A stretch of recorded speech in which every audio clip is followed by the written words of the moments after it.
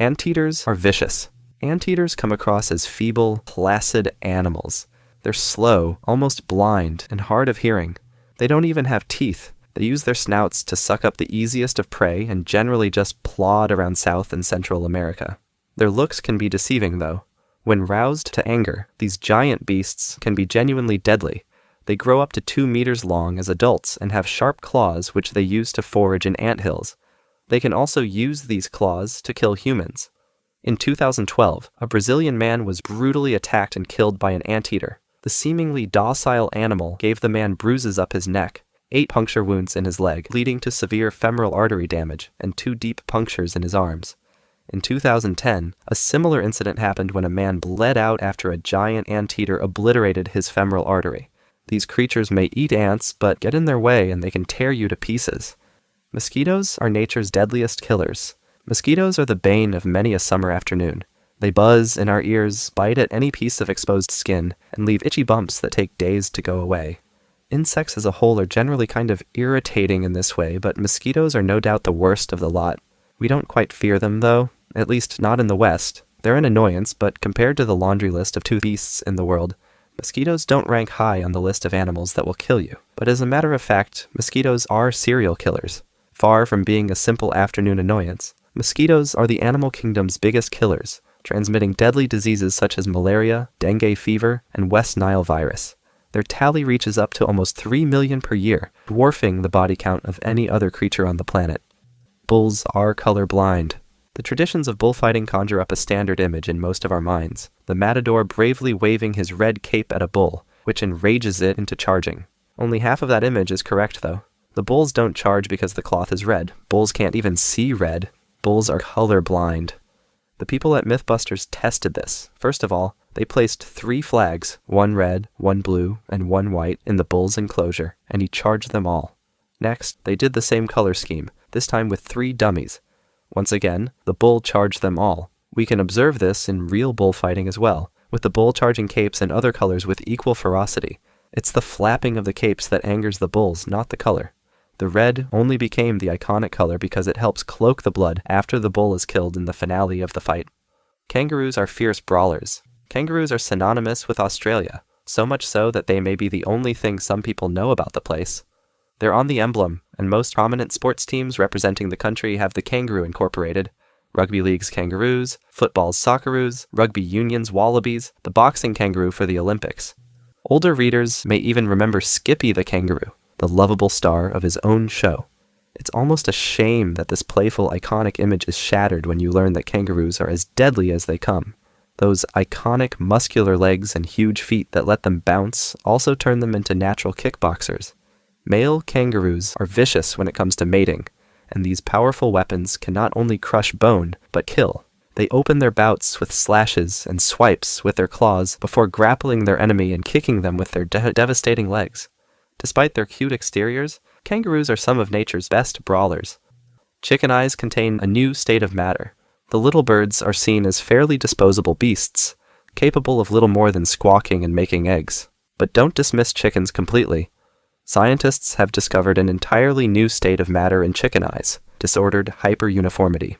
This amazing discovery could lead to the construction of incredible materials that can transmit light with the efficiency of a crystal and the flexibility of a liquid. Rather than a simple, uniform distribution of cone cells like most animals, chickens seem to have cones scattered randomly. Basically, the simple chicken has superpowers when it comes to vision and may give humanity not just food, but amazing technology. Ants were used as medical tools. Ants impress us with their strength, amaze us with their organization, and hurt us with their nibbles. Some ants are worse than others, but they generally range from unwanted pests to irritating attackers. But ants are more than just pesky peons toiling beneath the earth for their queen. For centuries, they were used as an important medical tool. Before stitches and glue were developed for medical uses, civilizations used the powerful jaws of ants as sutures to close wounds. Since the jaws of the ant lock on much like a pit bull, physicians of the ancient world realized that they could be useful. They'd make the ant clamp around a wound and then remove the body, leaving the head as an insect staple to seal the wound. This process is believed to have begun around 3,000 years ago and was still popular until the 17th century. There is even a reported incident of use in Turkey in 1890 and of similar processes in Algeria in 1945, proving that ants are more than just little irritants. Komodo dragons are surprisingly weak. Just the name dragon is enough to inspire fear in humanity, even if the animals upon which we have bestowed the title don't actually fly or breathe fire. Great, scaled beasts are the monsters of the great historical myths across different human cultures, so a creature has to be pretty hardcore to earn the moniker. Now that the dinosaurs are long gone, the Komodo dragon has earned its fearsome reputation as the largest living lizard on the planet. But despite their monstrous size, they can grow up to 3 meters, 10 feet long. The Komodo dragon's bite is in fact weaker than a house cat's.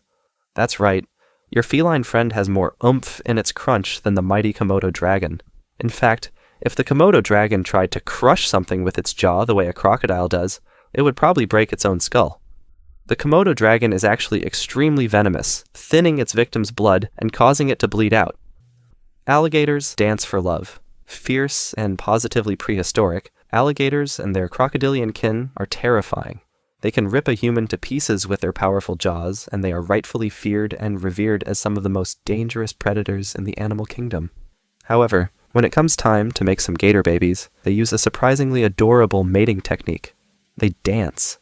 The male alligator lies in the water and rumbles his belly at a frequency too low for humans to hear. The sound waves cause the gator's entire body to vibrate, shooting miniature water fountains off the spikes on his back. This is the original water dance. Alligators will perform this romantic song and dance until a female decides to choose them as a mate. It's like a fairy tale, except instead of a prince beneath a window, it's a vicious killer in a swamp. Lions survive through infanticide. The noble king of the jungle has a lot more in common with Game of Thrones-style familial murder than the uplifting story we see in The Lion King. When males reach sexual maturity at about 2 years of age, they're kicked out of the pride. They wander with brothers or cousins through the lands which no lions own, getting killed if they stray inside another pride's zone. If they can survive these trials long enough, they'll come to a point where it's time to start their own pride, by killing the males of another. After this is done, they move on to the next step in securing their power, killing all of the infants, since the little ones aren't biologically related, and the females won't be as receptive to mating if they already have cubs to take care of. The new pride leader kills the children so that he can make his own. Pit bulls aren't really mean. Pit bulls have been given an unfair stereotype of being aggressive, ferocious, and dangerous. This is actually completely false. Statistically, pit bulls are no more inherently aggressive than any other dog breed.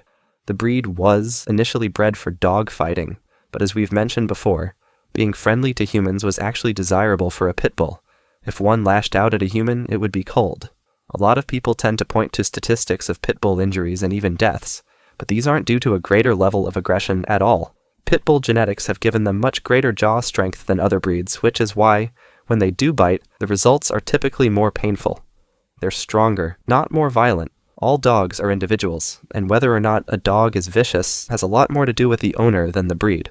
That's all for today. Thanks for watching and see you next time.